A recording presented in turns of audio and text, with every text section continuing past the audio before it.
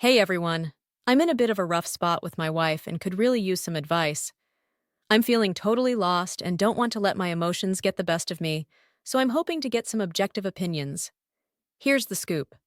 My wife Susanna, 36F, and I, 38M, have been married for 2 years and together for 5. We met through mutual friends, and one of the things I loved about her was how independent she was.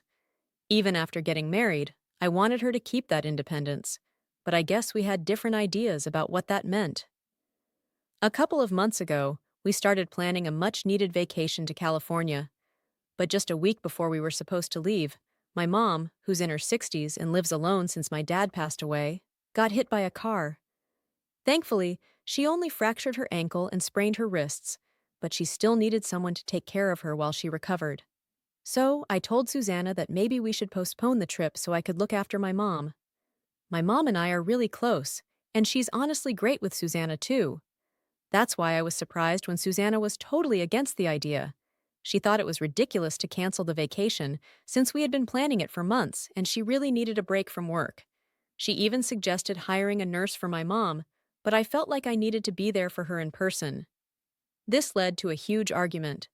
Susanna accused me of being selfish and a mama's boy for prioritizing my mom over her. That hurt because I've made plenty of sacrifices for Susanna and her family in the past. We argued every day leading up to the trip, and finally, 2 days before we were supposed to leave, Susanna decided to go without me. She said I could join her later if I wanted to, but there was no way she was sacrificing her vacation. After that, I didn't speak to her. I spent more time at my mom's place, and my mom, being the kind person she is, told me she wouldn't mind if I left. Still, I could tell she was upset that Susanna didn't even visit her. On the day Susanna left for the vacation, she didn't even say goodbye. I was heartbroken and, after a lot of thinking, decided to speak to a lawyer about filing for divorce. My mom suggested I wait until Susanna got back to discuss things, but I was too hurt to wait. Susanna returned 2 days ago, looking happy as ever. When she got home, she completely ignored me and went straight to the bedroom, which just made me angrier. So here I am, feeling stuck and unsure of what to do next. Any advice or thoughts you have would be much appreciated. So, here's what went down. I got super irritated and decided that waiting was not an option. I needed to get this done that day. She finally came out of the room after freshening up, and I just handed her the divorce papers. I told her straight up that her recent behavior and actions hurt me a lot, and it didn't even seem like she was sorry. So I made the tough decision to leave her because, honestly, how can you make a marriage work if the other person doesn't care about your feelings? She was completely stunned, like she had no words for a few seconds.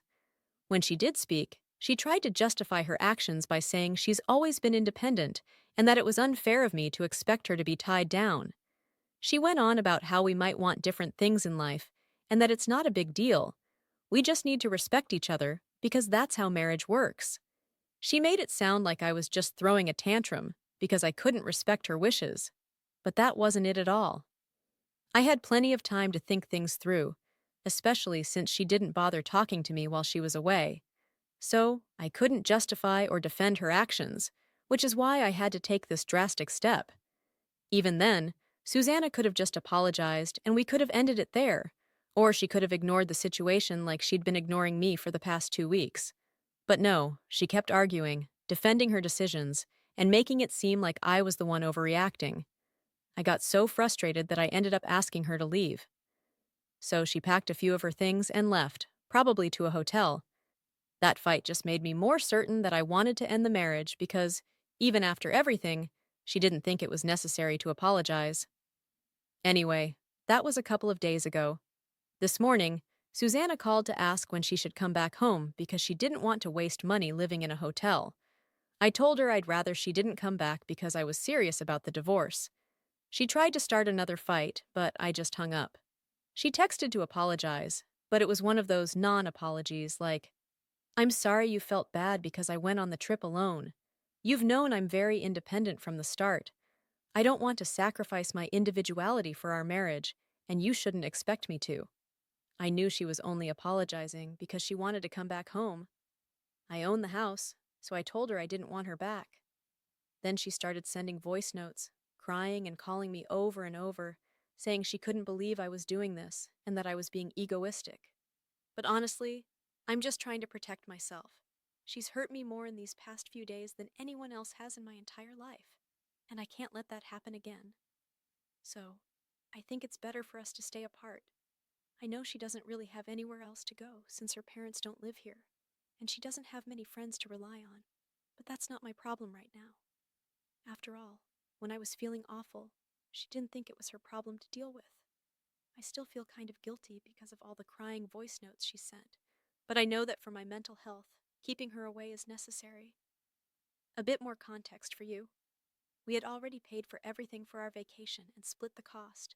We could have canceled everything without losing much money. I'd talked to the airline, and they told me we'd get a refund with some cancellation charges if we canceled up to 5 days before. The hotel was owned by a relative of a friend, and they agreed to make an exception and refund us, even though it was less than a week before. I told Susanna all this before suggesting we cancel the trip because I didn't want her to worry about losing money, but she didn't even bring it up, so I knew it wasn't about the money. I had also made sacrifices for her family in the past. A couple of years ago, I missed my cousin's wedding, even though we were really close, because her dad had gallbladder surgery, and she was flying out to be with her family. I went with her without her even asking because her family had always treated me well, and I thought it was the right thing to do, not just for her, but also for her family. I don't think it was wrong to expect the same consideration from her. So here's the deal. I skipped my cousin's wedding just to be there for Susanna during her dad's surgery, right? So I figured she'd totally get it if I needed to cancel our vacation to support my mom, who's pretty old and just had an accident. I've always been there for Susanna's family without even thinking twice. I never saw myself as some super husband for that, just doing what I thought was right. But apparently, Susanna doesn't see it the same way. It's honestly pretty unfair. And to top it off, she doesn't seem sorry at all. She only apologized when she realized staying in a hotel would be expensive. Sad, right? Update #1. So I turned to the comment section for advice. But yikes, it was a mixed bag. Some folks even called me a mama's boy, just like Susanna did. Let me set the record straight. If caring about your parents makes you a mama's boy, then people have their priorities messed up. My mom has never been a nightmare mother-in-law. She's always treated Susanna like her own daughter. They had a great relationship, so I naturally thought we'd both want to support her. Sure, the accident wasn't major, but she's in her late 60s. It takes longer to heal when you're older. We got a full-time nurse for my mom, but for the 2 weeks Susanna wasn't around, I visited my mom every other day after work, staying with her until it was time to head home. Honestly, being at home alone without Susanna was rough, so spending time with my mom was as much for me as it was for her. Even then, my mom didn't say a bad word about Susanna and encouraged me to see things from her perspective. So, yeah, my mom isn't the villain here, as some of you are trying to make her out to be.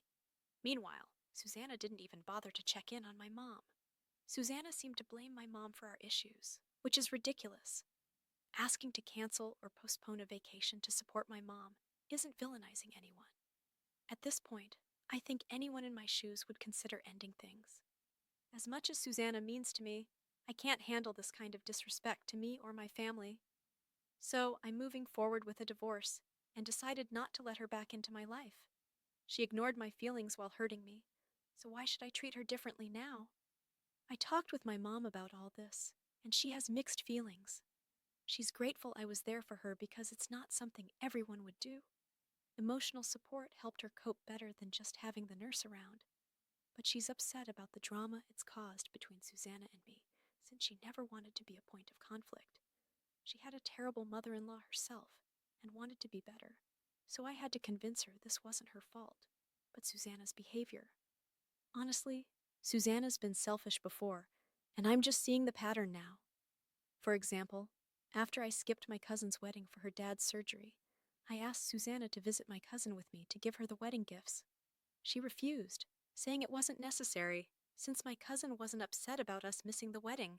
Another time, a couple of months ago, I mentioned to Susanna that I was considering quitting my job to start my own business by the end of the year, and her reaction was less than supportive.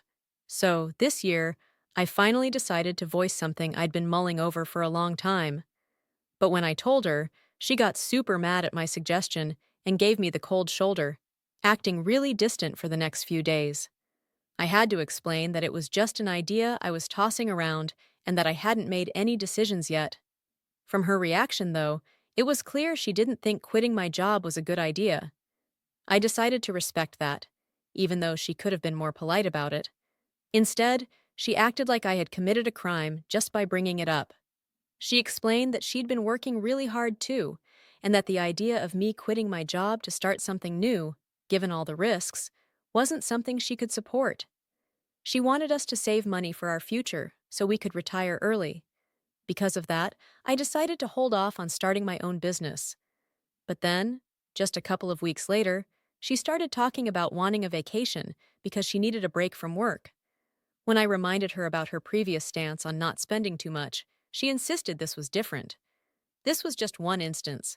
But looking back, it feels like I've always been the one making sacrifices for the sake of our marriage. She always makes demands and gets away with it. And when she doesn't, she tries to make me feel bad about it. I can't keep going on like this, so I decided to get a divorce.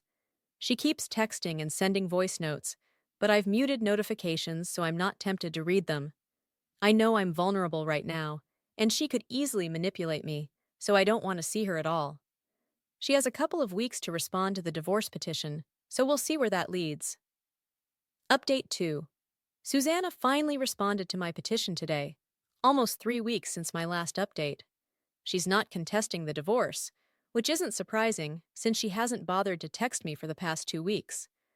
What's surprising is her list of demands. Throughout our marriage, she always insisted she was very independent, but that doesn't seem to be the case now. She's demanding a ridiculous settlement amount and alimony, even though we make the same income. She also wants us to sell the house and split the proceeds, which is crazy because the house belongs to me. It was my uncle's, and he left it to me in his will, so I've been living here long before I even met Susanna. This really pissed me off because she knows all of this. There are other demands too, but these are the main ones that annoyed me. I wanted to contact her and ask what she was playing at, but my lawyer advised against it, saying it would give her leverage against me, which she desperately needs right now. I've talked to my friends and my mom about this, and they're all on my side. My mom's really disappointed with how things turned out, and honestly, I feel the same way. I never thought Susanna was capable of being so greedy.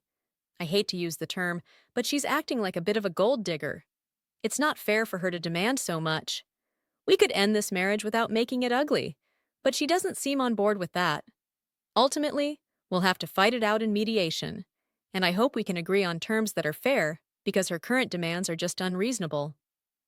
Update 3. Hey everyone. I've been super busy these past couple of months, so no updates until now. The divorce proceedings are still ongoing, but things are looking good for me. I've managed to get Susanna to agree to most of my terms, but she's still holding out on the house. I'm not too worried about it because the house is mine, and I decide what happens with it. I think it will be resolved by the next session. For now, I'm just celebrating the fact that this will all be over soon.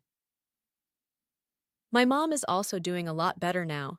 She's moving around more, and I have a physiotherapist helping her with some light exercise every weekend.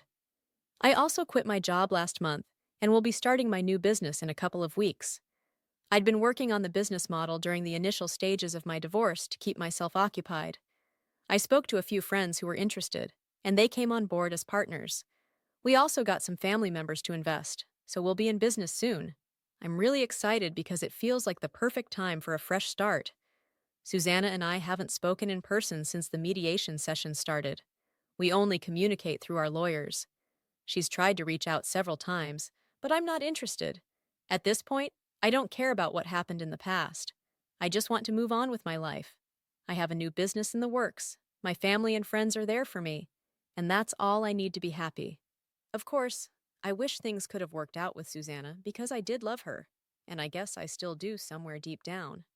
But love isn't enough to make a marriage work. It takes hard work and sacrifice from both sides. I've made my peace with the situation now and am focusing on the future instead of dwelling on the past.